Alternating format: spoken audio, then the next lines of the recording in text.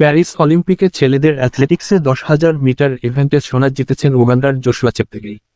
স্টাদে দে ফ্রান্সে শুক্রবার রাতে 26 মিনিট 43.14 সেকেন্ডে ফিনিশ লাইন ছুঁয়ে অলিম্পিকের রেকর্ডও গড়েন তিনি।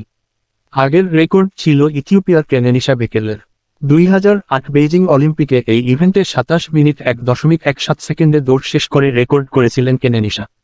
এবার অলিম্পিকের রেকর্ড গড়ে উগান্ডাকে সোনা জেতালেন জোশুয়া চেপতেগেই। এর আগে 2020 সালে টোকিও অলিম্পিকের রূপা জিতেছিলেন তিনি। এবার অলিম্পিকে সোনার আক্ষেপ ঘোচালেন উগান্ডার এই দৌড়বিদ।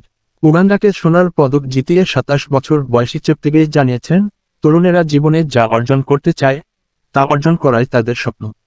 16 বছর আগে বেইজিংয়ে গ্রেট কেনেনিশা বেকেলকে জিততে দেখেছি। তখন থেকেই এটা আমার হৃদয়ে লালন করেছি। আমি বলেছিলাম, কোনো না কোনো দিন আমি অলিম্পিক চ্যাম্পিয়ন হব। টোকিওর সেই হতাশা এবার প্যারিসে এসে দূর করেছেন চেপতেগেই। তিনি আরও বলেন, অনেক দিন ধরে এটা 10,000 মিটারের সোনার পদক জিততে চেয়েছি। টোকিওতে রূপা পাওয়ার পর হতাশ ছিলাম।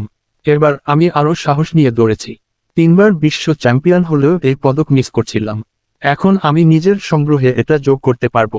এটা আমার কাছে চমকপ্রদ ব্যাপার।